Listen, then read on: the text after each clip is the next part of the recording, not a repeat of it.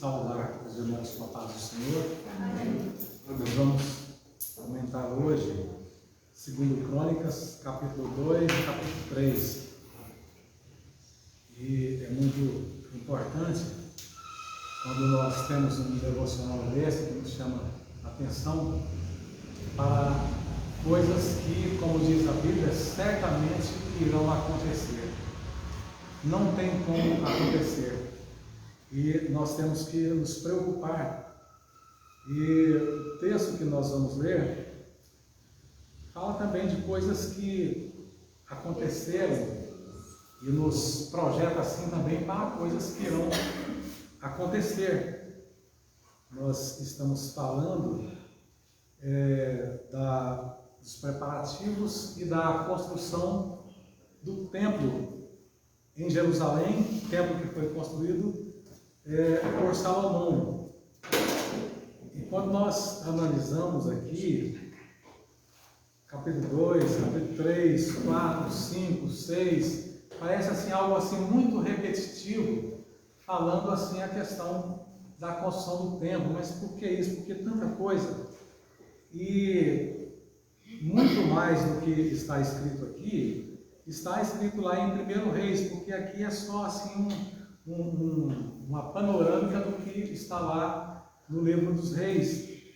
E aí, quando nós vamos lá para o livro de Ezequiel, a partir do capítulo 40, está trazendo assim detalhes novamente, que a gente fica pensando o porquê de tanta repetição, o porquê de, assim, poderíamos dizer assim, de coisa assim repetitiva, cansativa, o porquê disso, né? Mas nós temos que entender que Deus, Ele quer que essa palavra ela penetre nos nossos corações, porque realmente é algo assim de muita importância, e de coisas que aconteceram e de coisas que vão acontecer, e que nós temos que nos preocupar muito, porque essa palavra aqui de Crônicas, ela foi escrita para um povo que foi desterrado da sua pátria. O que quer ser desterrado? É pessoas que foram lançados para fora da sua terra. E quando nós vemos a história do povo de Israel, e antes da divisão e depois da divisão, nós percebemos que havia um povo que eles viviam seguros na sua pátria. O povo de Israel é um povo tranquilo. Então o texto diz que Davi reinava e o povo vivia seguro diante do reinado de Davi, tranquilos, não faltava nada no reinado de Davi. Da mesma forma, por algum tempo, no reinado de Salomão, o povo desfrutava de segurança, de tranquilidade. E essa palavra é para um povo que perdeu essa segurança, que perdeu essa tranquilidade, que foram lançados para fora da sua terra, como Deus havia prometido. E Deus, na sua infinita misericórdia, Ele agora está tratando com esse povo que perdeu a sua pátria, que perdeu a sua terra, e que estavam agora numa situação de pessoas cativas, que eram cativas, e que depois de 70 anos, o Senhor permitiu que eles voltassem. Mas quando esse povo retorna para a sua terra, que situação estava a sua terra? Que situação estava Judá? Que situação estava Jerusalém? Totalmente destruído, totalmente desorganizado, não tinha nada. Se pensar em trabalho, eles só tinham coisas a fazer, a reconstruir. Pensar em lavoura, qual é a situação desse povo? Se pensar em emprego, qual é a situação desse povo? E Deus havia prometido que depois de 70 anos de cativeiro, depois de 70 anos presos, Deus permitiria que eles voltassem para a sua terra, para Judá, e com o compromisso de reconstruir aquilo que foi destruído. E no primeiro ano de Ciro, rei da Pérsia, de acordo com a profecia que foi profetizada por Jeremias, cerca de mais ou menos 200 anos antes, Deus determinou que Ciro, o rei da Pérsia, ele libertasse esse povo e que ele também doasse muito ouro, muita prata, dinheiro, muitas provisões, ele e o povo persa, o povo da atual Babilônia naquela época, né? Para que o povo de Israel, aqueles que quisessem retornar, para que eles pudessem reconstruir o templo do Senhor. E aqui nós estamos vendo esse escrito aqui sobre o templo, e Esdras, que foi esse escritor, e ele está trazendo uma narrativa daquilo que aconteceu quando Salomão construiu o templo. Isso para quê? Para que aquele povo soubesse que eles tinham uma determinação. Eles voltaram com o compromisso de construir aquele templo. E isso aqui é mais ou menos assim algo pedagógico, mostrando como foi feito, em que condições que foi feito. Muito embora a situação deles era assim, aquém da situação de Salomão.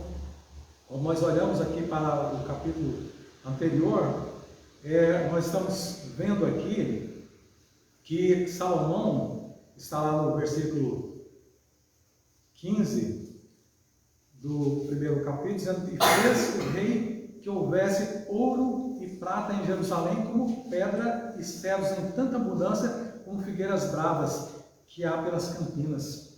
Ouro e prata, coisa assim, uma quantidade assim muito grande mesmo, fez Salomão que tivesse. Esse povo, quando eles vão reconstruir, eles não tinham nada, eles receberam algumas doações de parte daquilo que Nabucodonosor levou para a Babilônia. Estão trazendo, e depois de 4 meses viajando naquela cidade, naquele deserto da Babilônia, até Jerusalém, eles chegam com o compromisso de construir. E a situação era assim tão dramática, tão difícil, esse povo sem casa para morar, sem abrigo, e quando eles olhavam para aquela desolação, certamente eles ficaram assim, totalmente assim, desolados. E quando nós olhamos lá para o livro de Esdras, que é um livro muito importante para nós lermos, em consonância com o que nós estamos lendo aqui, e também com 1 Crônicas, quando fala do desterro desse povo, né? Nós vamos ver lá que aqueles anciãos, aqueles poucos homens assim de muita idade, porque já se passaram aí mais de 70 anos até eles voltarem para reconstruir. E depois de 70 anos, que as pessoas que estavam vivas eram somente aqueles que saíram lá de Judá, criancinhas. A maioria já tinha morrido, mas eles viram o templo de Jerusalém, o templo que foi construído por Salomão. Eles conheceram a grandiosidade, a formosura, e quando eles voltaram, que viram sendo lançado aqueles alicerces, lá em Esdras diz que eles choraram, deu tristeza de ver a situação, o templo que agora estava sendo projetado assim, muito diferente daquele templo de Salomão. Mas o que nós temos aqui, em 2 Crônicas, isso aqui, como já disse, é algo assim, para que eles pudessem analisar, entender o que foi feito, e eles pudessem copiar aquilo que foi feito, sabendo que eles jamais teriam condições alguma de fazer aquilo que foi feito. E o texto, ele fala do poderio de Salomão. Salomão, ele entra com poder total, riqueza total, o filho do maior rei de Israel, o filho de Davi. E Davi preparou para ele muito ouro, muita prata, pedra, tudo o que era necessário para construir o templo, e muito dinheiro, eles tinham muitas condições. Davi também preparou pessoas, selecionou pessoas para que pudessem ajudar Salomão a construir esse templo grandioso, esse templo que Deus não permitiu que Davi construísse, porque Davi foi um homem de guerra. E aí Deus preparou o sucessor, o filho de Davi, para que ele pudesse construir esse templo. Mas quando nós olhamos um pouco para trás, nós olhamos lá para Êxodo, a partir do capítulo 25, Deus também deu uma ordem para que Moisés construísse um tabernáculo, para que ele construísse uma tenda. Aqui Deus deu uma ordem para que Salomão construísse esse templo, esse grandiosíssimo templo.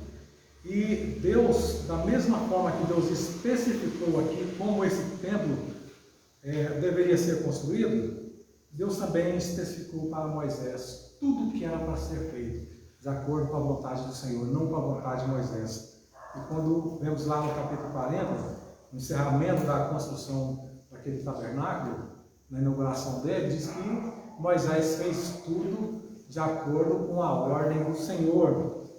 E quando nós olhamos assim os pormenores daquela construção, daquele templo que foi erigido no deserto, ao redor daquele tabernáculo, daquela tenda, estavam as 12 tribos de Israel, em volta dele, aquele tabernáculo no centro. E ali no centro, por quê? Porque Deus, ele queria estar no centro juntamente com o seu povo, juntamente com o povo de Israel. E a fórmula, a planta daquela construção é de muita importância, porque ela apontava como uma seta para esse templo agora que está sendo construído por Salomão. E como era esse tabernáculo, essa tenda? É uma tenda que ela foi construída praticamente de pano, cercada totalmente de pano. O ato era todo de pano. E quando nós olhamos ali a tenda especificamente falando, ela foi construída de quê? De tábua, forrada de couro, de pano, e depois colocada com couro por cima para proteger da chuva, do sol. E logo na entrada daquele tabernáculo, ali tinha uma porta. Aquela porta simbolizava Jesus Cristo: eu sou o caminho, eu sou a verdade, eu sou a vida, eu sou a porta. E logo depois daquela porta, ali tinha uma pia que foi construída. Aquela pia, por quê? Porque, aliás, logo depois da porta, tinha o altar do sacrifício.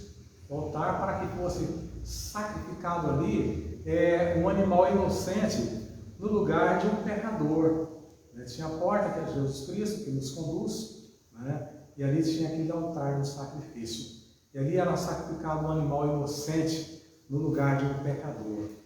Havia uma substituição de um pecador ali. E tudo apontando para Jesus Cristo. Jesus Cristo, ele foi sacrificado, ele foi moído, ele foi morto no nosso lugar. E ali aquele sacerdote e o sumo sacerdote, quando eles sacrificavam ali, eles estavam numa posição ali de um intermediário, de um mediador, no lugar de Jesus Cristo. E quando ele sacrificava, o que acontecia ali? Ele ficava sujo ali com as vestes, com as suas vestes, com o sangue daquele animal que foi sacrificado. E logo na frente tinha ali aquela pia. Ele tinha que se lavar, porque ele se fez sujo, ele sujou, ele tinha que se lavar. Quando ele entra ali dentro da tenda, o que ele vai encontrar ali de lado, à direita? Ele vai encontrar o pão da proposição. Jesus também é o pão da vida. Ele é aquele que nos alimenta, aquele que nos sustenta, aquele que nos mantém. Tinha 12 pães ali. E eles ficavam ali a semana toda. E no final da semana eles tinham que ser, até o final da semana tinha que ser comido para ser trocado por pães novos. E ao centro, tinha o que ali no centro ali? Tinha o altar do incenso, que representa as nossas orações. Ele estava aonde? Ele estava entre o véu do templo, que era um véu que ele tinha mais ou menos 10 centímetros de espessura. E ele separava o lugar santíssimo do lugar santo. Ele estava ali logo de frente, lugar santíssimo, representando as nossas orações que deveriam chegar através de um intermediário. Ele ia chegar ali a Jesus Cristo, porque o sumo sacerdote, uma vez por ano, ele haveria de sacrificar e haveria de se lavar, purificar sempre ele tinha que se purificar, porque sempre o homem é pecador, ele vivia pecando. Depois da sua purificação, ele ia pegar aquele incenso e uma vez por ano ele estaria ali de frente para que pudesse oferecer ao Senhor por causa dos nossos pecados, né? E assim as orações elas eram levadas ali também.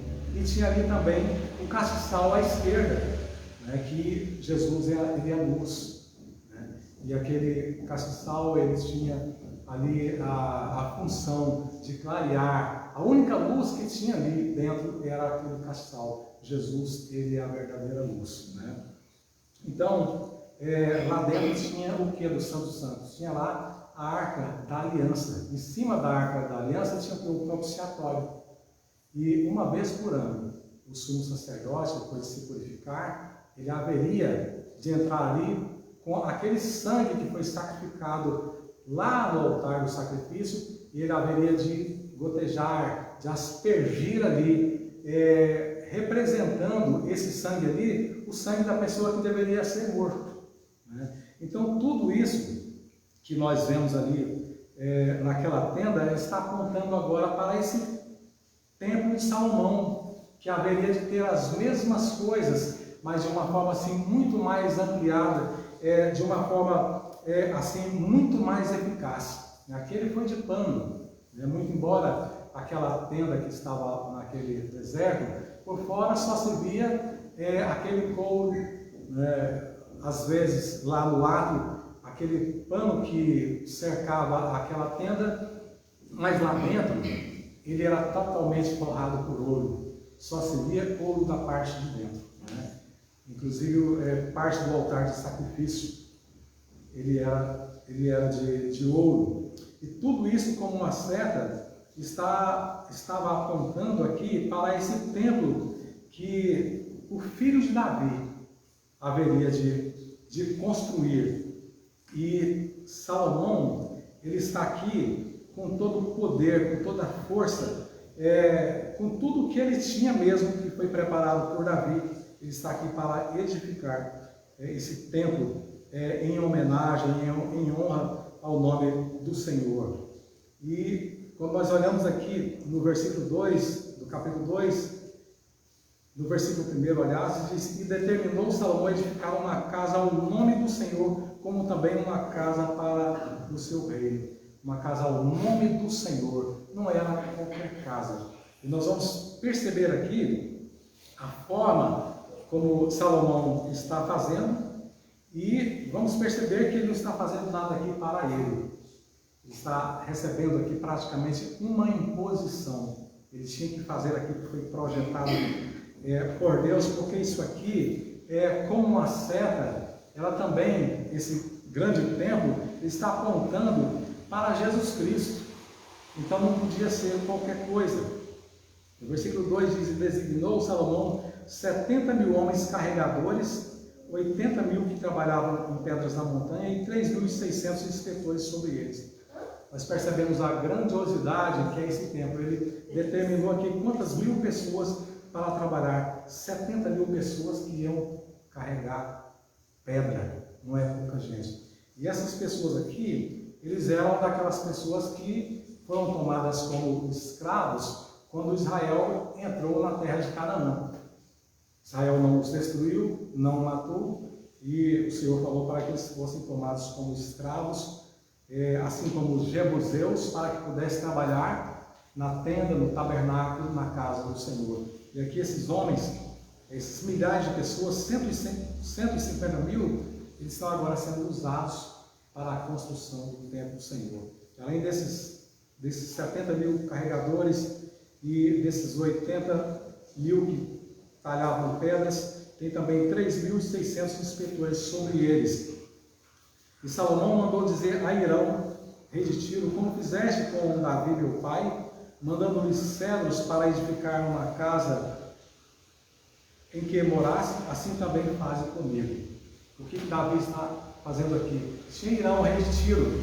Tiro era um país pequeno na região do Líbano, mas era um país que era conhecido por ter muitas plantações, cedro e muitas árvores assim preciosas e de muito interesse, de muito valor. E Davi, na sua época, ele comprou do rei de Tiro, de Irão, madeira para que ele pudesse construir a sua casa. Ele tinha uma certa afinidade, amizade com Davi, e aqui Salomão ele se lembra disso e ele agora manda pedir a Irão para que pudesse vender madeiras lá de Tiro para que pudesse construir o templo do Senhor. Eis que estou para edificar uma casa ao nome do Senhor meu Deus, para lhe consagrar, para queimar perante ele incenso aromático e para a apresentação contínua do pão da proposição, para os holocaustos da manhã e da tarde, nos sábados, nas ruas novas e nas festividades do Senhor, nosso Deus, o que é obrigação perpétua para Israel. Salomão, ele não está fazendo aqui algo para si. Ele está dizendo aqui, olha, eu estou fazendo algo para o Senhor meu Deus, porque isso aqui é uma obrigação perpétua para Israel. Ele estava preparando o templo para adorar o Senhor, para servir o Senhor. Está dizendo que não só ele, mas todo Israel, toda a nação, ele tinha a obrigação de perpetuamente de adorar, de servir ao Senhor em diversas ocasiões, para consagrar o Senhor, para queimar o incenso aromático e para a apresentação contínua, todos os dias, do pão da proposição, para o holocausto da manhã e da tarde, nos sábados e nas luas, no sábado e nas luas novas e nas festividades do Senhor nosso Deus, o que é obrigação perpétua de Israel. Israel deveria viver disso, deveria viver adorando, deveria viver cultuando, deveria viver adorando ao verdadeiro Deus. E aqui no versículo 5, Salomão diz: a casa que estou para edificar há de ser grande, porque o nosso Deus é maior do que todos os deuses. Está dizendo aqui, olha, eu vou edificar, estou preparado para edificar uma casa para o Senhor. Meu Deus, Davi disse numa certa ocasião: preparado está o meu coração para adorar, para louvar o Senhor.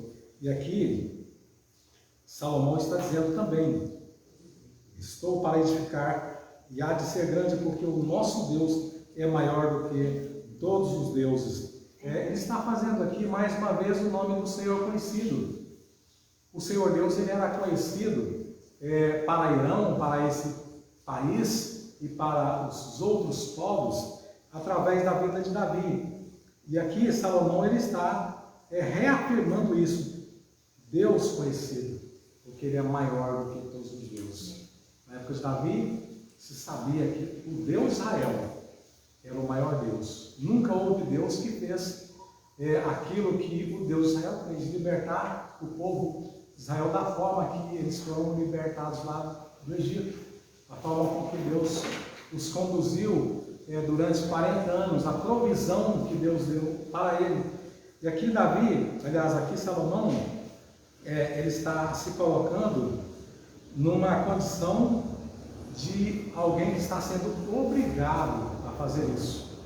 Obrigado. O apóstolo Paulo diz uma certa vez lá em 2 Timóteo, diz: olha, ai de mim se eu não anunciar o Evangelho. E aqui Salomão está dizendo: eu sou obrigado a fazer isso. Israel é obrigado a fazer isso. Para sempre nós temos que fazer isso, porque o nosso Deus, ele é o maior Deus.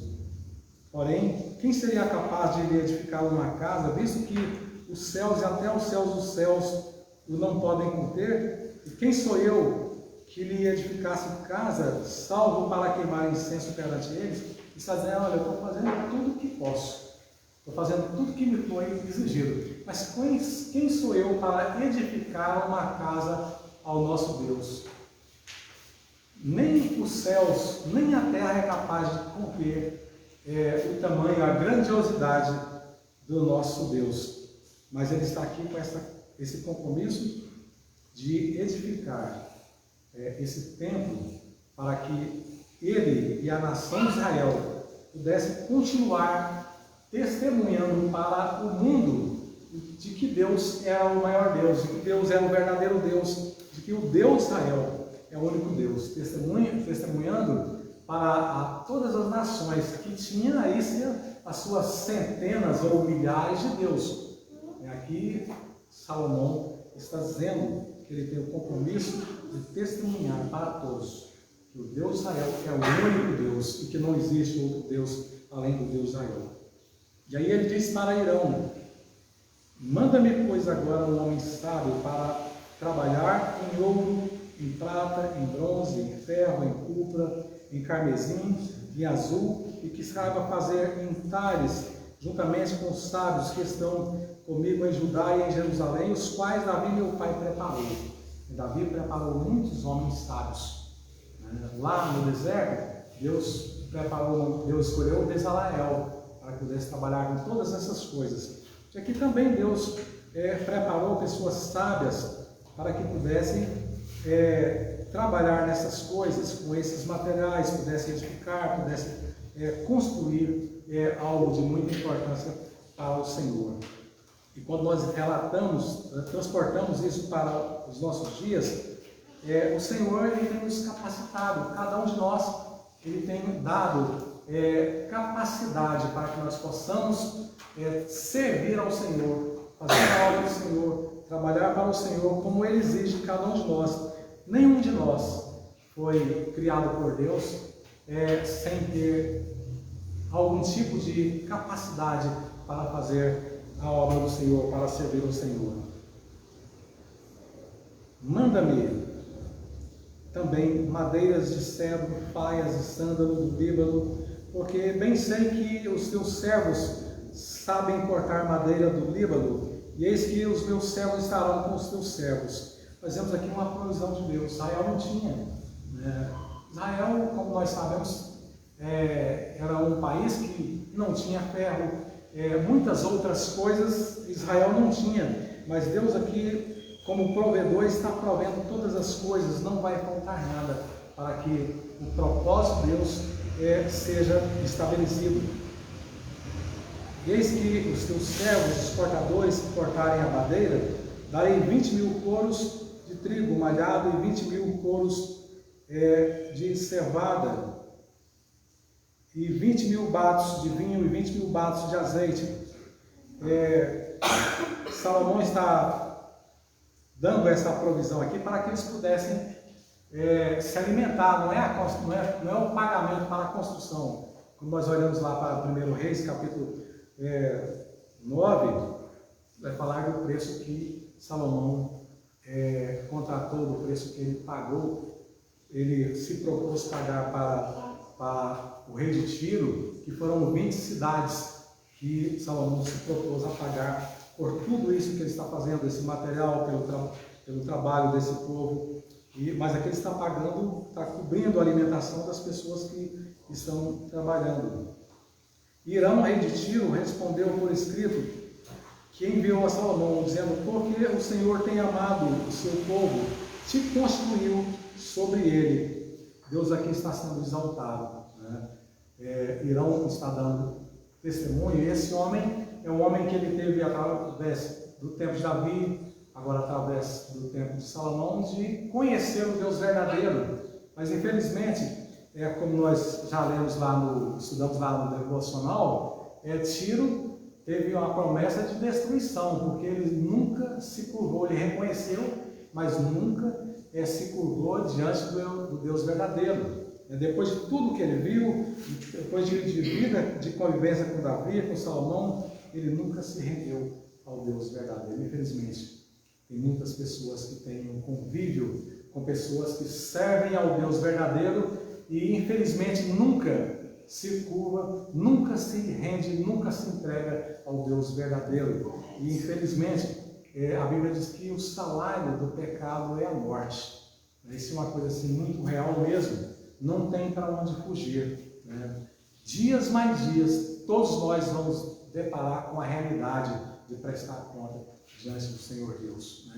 E esse rei de Tiro, que teve essas grandes oportunidades, ele foi, o reino dele, parte do reino dele foi destruído na época de Nabucodonosor, né? O país dele tinha a parte oriental, tinha duas partes, e tinha uma parte que ele era dividido pelo mar. Essa parte Nabucodonosor não teve condições de destruir, mas depois, quando veio lá na frente o Alexandre o Grande, ele praticamente ele cobre essa parte do mar, ele aterra aquilo ali, ele consegue ir lá e destruir Tiro, né? E ele teve muitas oportunidades, teve muitas advertências, como nós vemos lá no livro de Jeremias, de Isaías, teve muitas advertências, mas ele não ouviu advertência, né? Me reporto ao que eu ouvi ontem no vídeo, acho que todo mundo deve saber, de um acidente que teve lá na cidade de Minas Gerais, né? De um acidente que teve, caiu as pedras, né, do rochedo, e alguém passou e gritou, falou: sai daí, vai cair. Mesma coisa do Titanic, né, que as pessoas ouviram, as pessoas tomaram conhecimento antecipadamente para que eles pudessem serem salvas, né, e aquelas pessoas ficaram embaixo. E parece que já tem aí mais de 20 mortos, né, mais de 20 pessoas que perderam as suas vidas, e essas pessoas foram avisadas com antecedência. A Bíblia está aqui avisando para nós com antecedência. Tudo que já aconteceu, né, tudo que irá acontecer, nós estamos avisados com antecedência para que nós não venhamos a perecer, a perder a nossa salvação. E aqui, porque o Senhor tem amado o seu povo, te construiu sobre ele.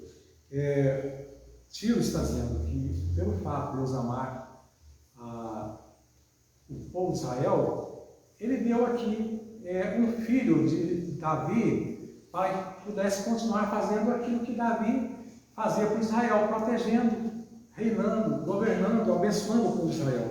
Então aqui Deus está sendo conhecido através do testemunho, através daquilo que Deus havia feito.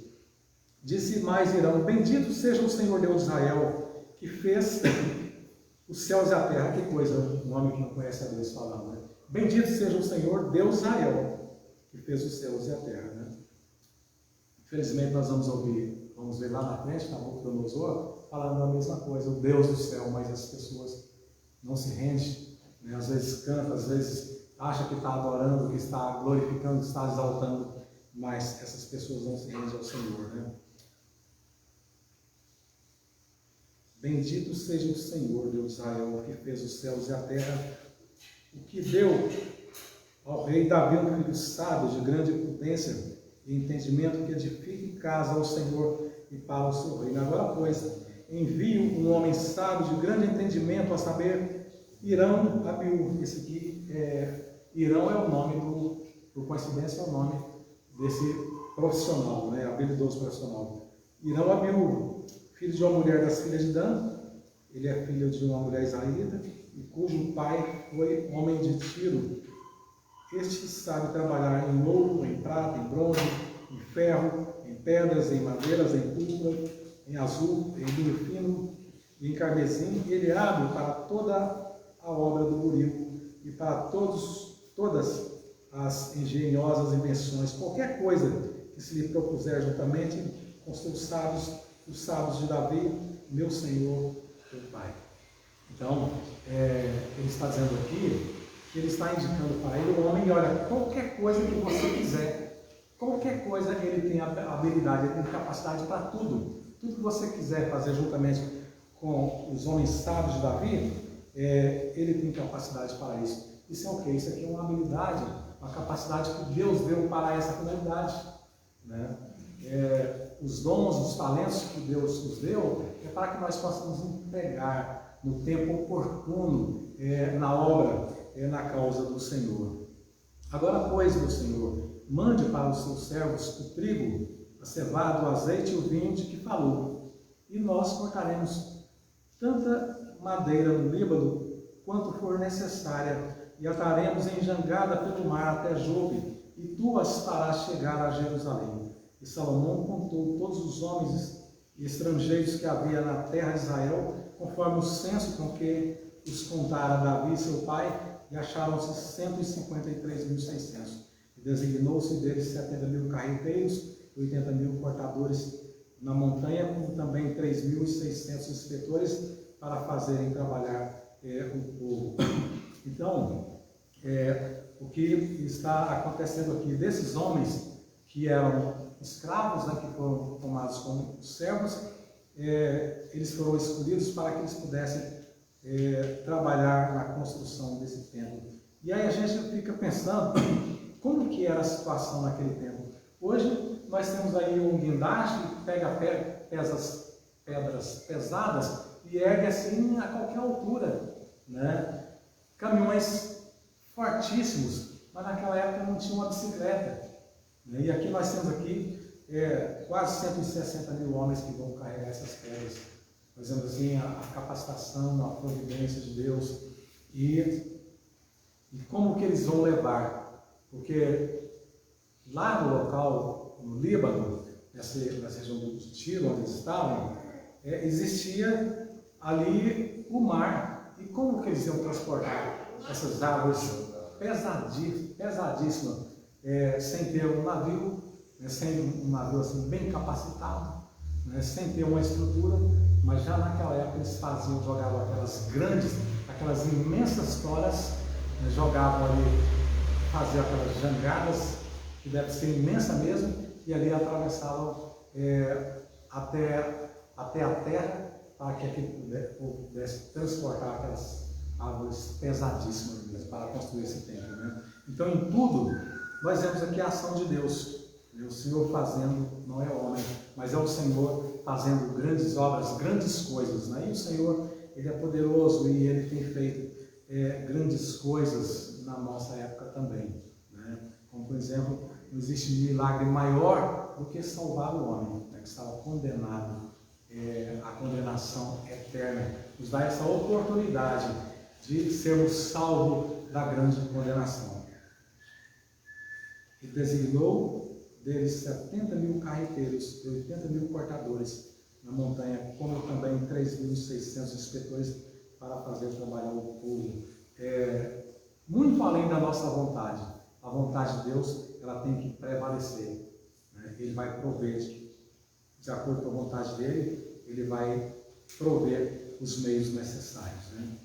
E o capítulo 3 começa dizendo: começou Salomão a edificar a casa do Senhor em Jerusalém, no Monte Moriá, onde o Senhor aparecera a Davi, seu pai, no lugar que Davi tinha preparado na eira de Ornã, o Jebuseu. Aqui, praticamente 4 anos e pouco depois que Salomão assume o reinado, ele está começando a edificar esse templo ao Senhor. Isso exatamente 480 anos depois que eles saíram do Egito. E Salomão começa a edificar esse templo. E começa a edificar num local assim de muita importância, que foi lá no Monte Moriá, né? O Monte Moriá é o local, nós sabemos, onde Abraão ele ia executar sacrificar o seu filho. Ele falou que ele fosse ao Monte Moriá e ali ele deveria oferecer o seu filho em sacrifício. E tudo isso está apontando para Jesus Cristo. O templo, e lá na frente, Jesus Cristo, ele vai dizer: olha, derrubai esse templo, está mostrando para o sacrifício dele, e em 3 dias eu o reedificarei. E tudo está apontando, né? E aqui também é aquele local, a eira de Ornã, onde Davi, depois que ele fez aquele censo, e que o Senhor puniu e que morreu cerca de 70.000 pessoas em Israel, Deus manda que ele fosse lá naquela terra do Jebuseu, de Ornã, e ele fosse ali e fizesse um sacrifício ao Senhor, naquele local ali, exatamente naquele local, o templo do Senhor está sendo construído. E é um local assim, muito importante, que hoje é motivo ainda de muita briga ainda pelos islamitas, né? E eles dominam hoje esse local e se espera que o 3º templo seja construído ainda nesse local. Então é um local assim, muito marcante, né? E começou a edificar no 2º mês, no 2º dia, no 4º do seu reinado.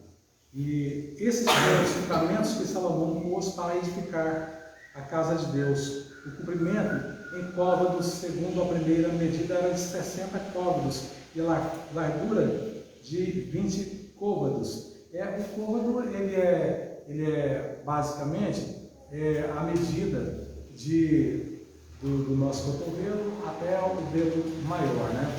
Então, muitas Bíblias elas já trazem essa medida em metro. Essa minha aqui não está. E o alpendre que estava na frente tinha 20 côvados de comprimento segundo a largura da casa, e a altura era de 120, e por dentro revestiu com ouro puro. Isso mostra assim a grandiosidade, né, a realeza com que foi feito aquele templo, né? E a casa grande forrou com madeiras cipreste, madeiras que vieram lá de Tiro, né? E então revestiu com ouro puro e fez sobre ela entalhes de folhas de palmeiras e torrentes. Também a casa adornou de pedras preciosas, e o ouro era de Parvaim. Também na casa revestiu com ouro as vigas, os umbrais, as paredes, as portas, e esculpiu querubins nas paredes. Depois que foi toda edificada, o que eles fazem? Fizeram a cobertura totalmente de ouro. Quem olhava no templo, né, só via o ouro. Aquilo apontava o quê? Para Jesus Cristo, né?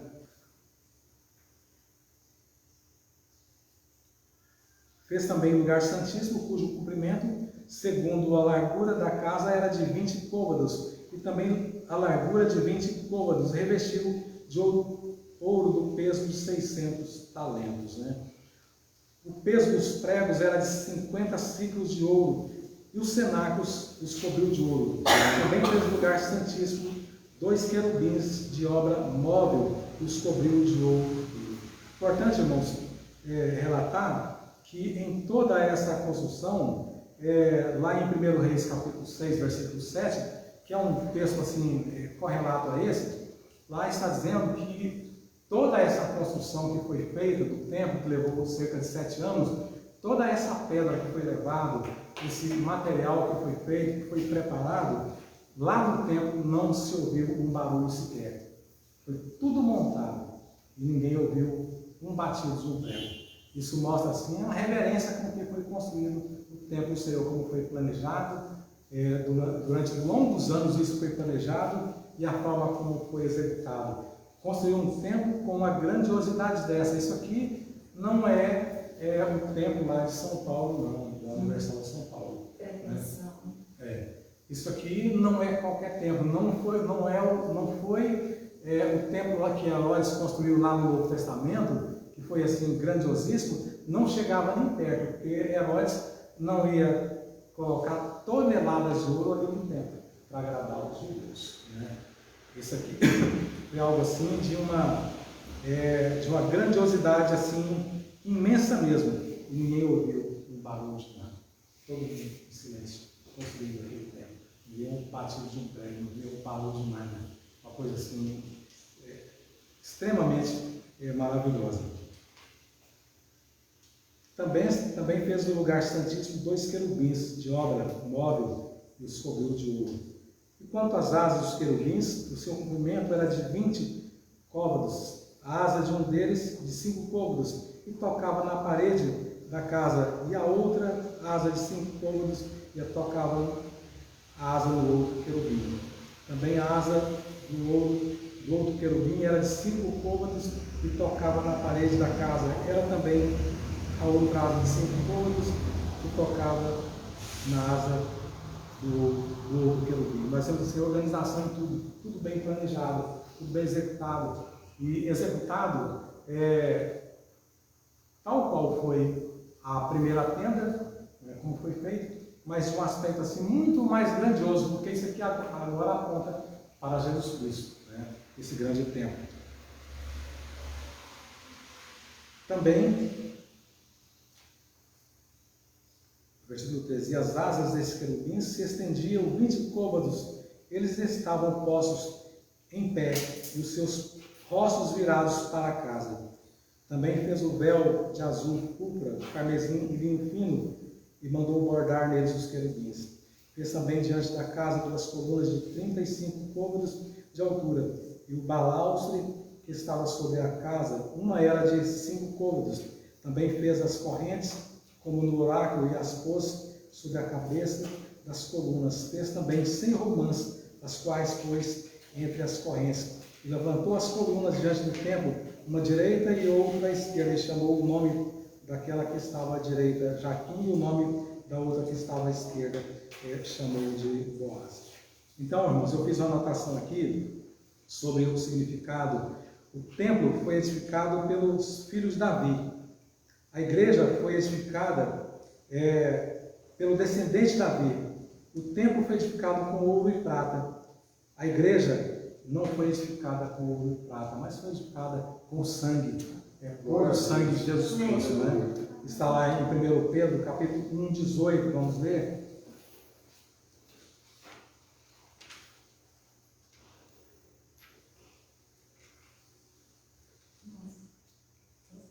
Sabendo que não foi com coisas corruptíveis como prata ou ouro que fostes resgatados da vossa vã maneira de viver, que por tradição recebestes dos vossos pais.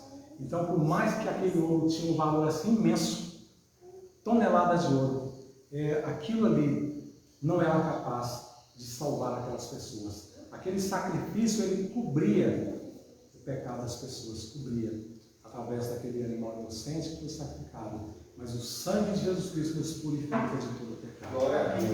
Que Deus possa nos abençoar e que nós possamos entender que tudo isso aqui que foi feito é porque Deus ele tinha o compromisso, o desejo de tabernacular conosco, de viver conosco, de conviver conosco. Nós possamos ter esse desejo ardente também de viver juntamente com o Senhor nosso Deus. Que Deus possa nos abençoar.